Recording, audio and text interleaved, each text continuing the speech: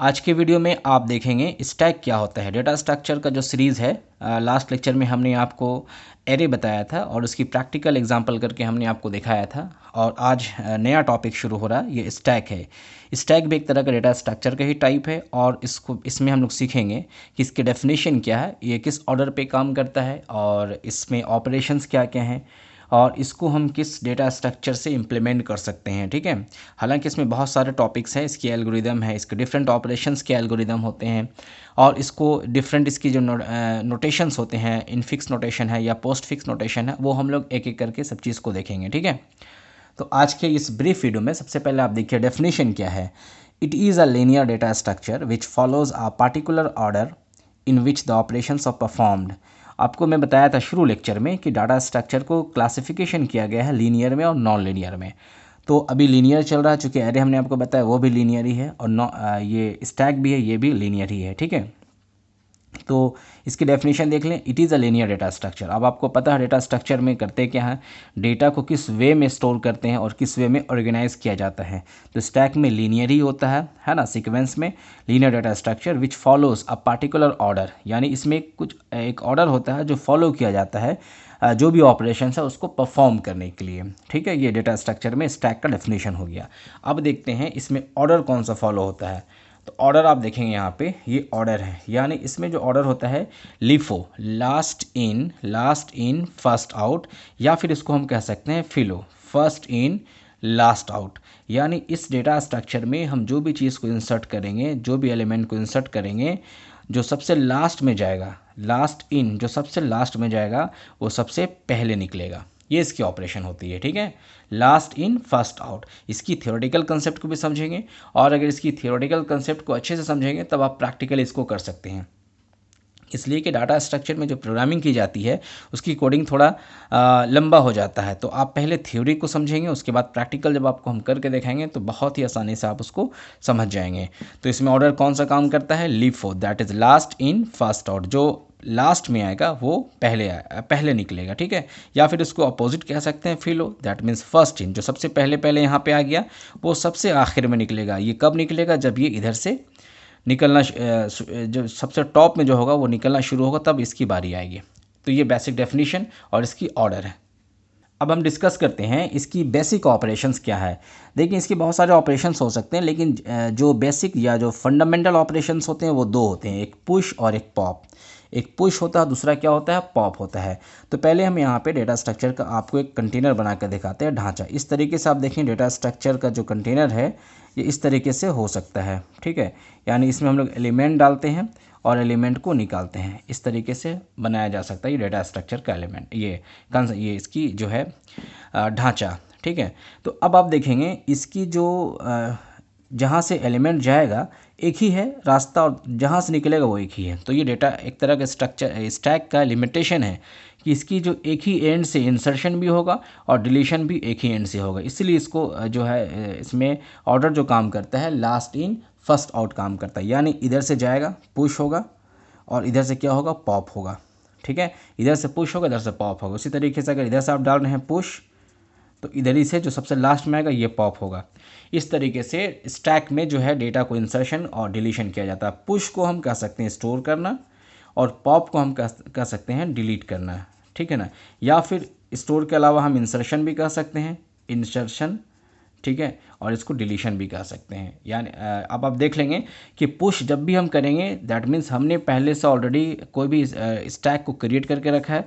अब जो एलिमेंट जाएगा इसमें, फॉर एग्जांपल ये एलिमेंट है, अगला एलिमेंट मान लें 8 है, तो ये 8 यहाँ पे जो जाएगा वो पुश ऑपरेशन के माध्यम से जाएगा। जब तक हम पुश नहीं करेंगे एलिमेंट इसके अंदर नहीं आ सकता है। और जब अगर हमको निकालना होगा, इसको पॉप करेंगे, निकालना होगा, तो फिर हम क्या करेंगे, पॉप करेंगे। तो ये दो ऑपरेशन स्टैक में यूज़ किया जाता है। इसके अलावा और भी ऑपरेशन है, जैसे स्पीक है, इफ़ फुल है, इज़ एम्प्टी है, ये सब हम लोग बाद में देखेंगे। और इसके अलावा क्या क्या फंक्शंस काम करते हैं। बेसिक आपको देखना है, दो फंक्शन है, पुश एंड पॉप। पुश मतलब इंसर्शन, डेटा को इंसर्ट करना, और पॉप मतलब डेटा को निकालना, वहाँ से डिलीट करना। तो ये हो गया आपके बेसिक ऑपरेशंस। अब इसकी इम्प्लीमेंटेशन की अगर बात की जाए, दैट मीन्स स्टैक को कैसे क्रिएट करेंगे, स्टैक को प्रैक्टिकली कैसे हम बनाएंगे, क्या वेरिएबल लेंगे, कैसे करेंगे। क्योंकि आपने एरे पढ़ा, आपने एरे बहुत सिंपल तरीके से आप डिज़ाइन करना सीख गए हैं, एरे को डिक्लेयर करना आप सीख गए हैं, एरे में डेटा इंसर्शन करना भी आप सीख गए हैं। ये सारा आप जो है एरे को अच्छे तरीके से सीख गए हैं। लेकिन ये स्टैक बिल्कुल आपके लिए नया टॉपिक है। अगर आप फर्स्ट टाइम पढ़ रहे हैं तो स्टैक को क्रिएट करने के लिए स्टैक की कोई अपनी एग्जिस्टेंस नहीं है कि हम स्टैक लेंगे, स्टैक को क्रिएट कर देंगे। या तो हमें एरे लेना होगा, या क्यू के माध्यम से, या फिर लिंक लिस्ट, या फिर स्ट्रक्चर। तो इम्प्लीमेंटेशन जो स्टैक की होगी, या तो एरे के थ्रू कर सकते हैं, स्ट्रक्चर के थ्रू, क्यू और लिंक लिस्ट के थ्रू कर सकते हैं। तो एरे में अगर हम एरे के ये स्टैक को अगर हम एरे के माध्यम से अगर इम्प्लीमेंट करते हैं तो फिर इसकी जो है साइज़ फिक्स्ड हो जाएगी, दैट इज़ स्टैटिक हो जाएगा फिर वो। और अगर लिंक लिस्ट के माध्यम से करते हैं तो फिर वो साइज़ फिक्स नहीं होगी, फ्लैक्सिबल हो जाएगी, दैट इज़ डायनामिक होगा। तो एरे दोनों तरीके से काम कर सकते हैं, static as well as dynamic. तो इम्प्लीमेंटेशन बेहतर होगा किसकी, प्रैक्टिकल ही करेंगे तब ज़्यादा समझ में आएगा। इम्प्लीमेंटेशन का मतलब कि आप इसको प्रोग्रामिंग कैसे करेंगे, ठीक है, तो उसको प्रोग्रामिंग वाले वीडियो में समझेंगे। स्टैक को और बेहतर तरीके से आप समझने के लिए रियल लाइफ के कुछ एग्जांपल्स को आप देख सकते हैं। स्क्रीन में देखिए, हमने कुछ रियल लाइफ एग्जांपल्स यहाँ पे लिख रखे हैं। सबसे पहले देखें आप, द स्टैक ऑफ ट्रेज। तो जो भी आपने देखा होगा, ट्रेज इस तरीके से, ट्रेज हो या प्लेट हो, इस तरीके से रखा जाता है। तो सबसे टॉप में देखेंगे, जो सबसे टॉप में होगा उसी को पहले निकाला जाता है, या फिर इसको हम स्टैक ऑफ ट्रेज कहेंगे या स्टैक ऑफ प्लेट्स कहेंगे। तो जो भी आप देखेंगे, शादी पार्टी में देखेंगे या फिर कैफेटेरिया में देखेंगे, तो इस तरीके से वो अरेंज करके ऑर्डर में रखा रहता है। जब भी ज़रूरत पड़ती है, एम्प्लॉय क्या करता है, सबसे टॉप वाला को लेता है। तो इस तरीके से आप कह सकते हैं, जो स्टैक होता है एलिमेंट, मान लेते हैं यहाँ पे ए है, यहाँ बी है, यहाँ सी है, डी है, तो ये जो एलिमेंट है ना, ये टॉप एलिमेंट कहलाता है, ठीक है, इसको हम टॉप कहते हैं। और अगर आपने इसको पॉप कर लिया तो ए हमारा निकल गया बाहर, तो हमारा बच क्या गया, बी। तो बी अब हमारा क्या हो गया, टॉप बन गया, ठीक है। तो इसमें टॉप का बहुत इंपॉर्टेंस है। टॉप जो सबसे टॉप में रहेगा, जो सबसे आखिरी में रहेगा, उसको हम टॉप कहेंगे। और पॉप जैसे जैसे होते जाएगा, वो टॉप जो है दूसरे एलिमेंट चेंज होते जाएंगे, फाइनली जब एम्प्टी हो जाएगा, टॉप खत्म हो जाएगा, ठीक है। तो इस तरीके से आप देखें, स्टैक ऑफ प्लेट्स है। फिर यहाँ पे वोमेन बैंगल्स है, जो चूड़ियाँ होती हैं, जो चूड़ियाँ एक के बाद जो वुमेन्स पहनती है, तो जो सबसे लास्ट में पहनती है चूड़ी ना, उसको अगर निकालना तो सबसे पहले वही निकाला जाता है। तो ये भी एक स्टैक का एग्जांपल आपने देखा होगा। उसके बाद आप देखें ट्यूबवेल बोरिंग मशीन, कहीं भी आप देखें बोरिंग मशीन में जो जाता है वो पंप जाता है, तो जो सबसे लास्ट में जाता है उसी को पहले निकाला जाता है, इनकेस अगर ज़रूरत पड़े तो।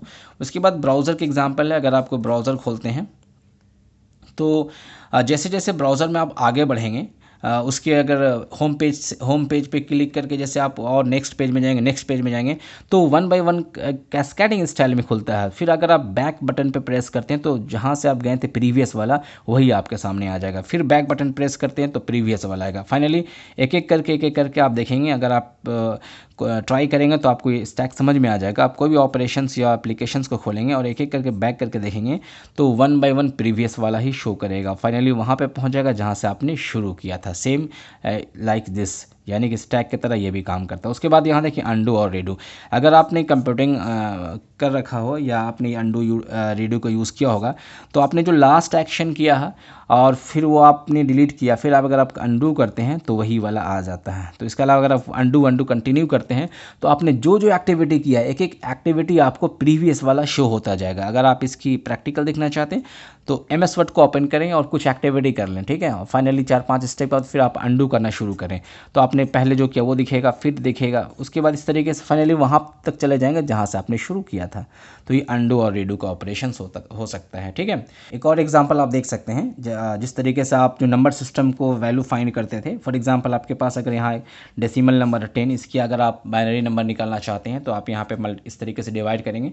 2 5 जा 10, यहाँ कितना बचेगा 0, फिर 2 2 जा 4, यहाँ कितना बचेगा 1, फिर यहाँ पे 2 1 जा 2, यहाँ कितना बचेगा 0। तो देखें इस तरीके से जो सबसे लास्ट में बचा उसको हम सबसे पहले लिखते हैं 1, फिर इसको लिखते हैं 0, फिर इसको लिखेंगे 1, फिर 0। तो ये भी आपका एक स्टैक का एग्जांपल होगी। जो सबसे लास्ट में आया उसको सबसे पहले लिखते हैं। स्टैक का कंसेप्ट ही यही है कि जो सबसे आखिर में आएगा उसको सबसे पहले लिखा जाता है। अब नेक्स्ट वीडियो में आपको हम दिखाएंगे इसकी कुछ ऑपरेशंस और या उसकी एल्गोरिदम, या फिर अगर आप चाहते हैं इसकी प्रैक्टिकल देखना है कैसे हम प्रैक्टिकल में करके स्टैक में पुश करेंगे, दैट मीन्स डाटा के इंसर्शन करेंगे, और कैसे पॉप करेंगे। बहुत इंपॉर्टेंस है स्टैक का आपका रियल लाइफ में भी, इवन आपकी कंप्यूटिंग लाइन में भी, और प्रोग्रामिंग में, फंडामेंटल में, एल्गोरिदम में। तो आप इसको पहले पढ़ लें। बेसिक आज क्लास था, फंडामेंटल क्लास था।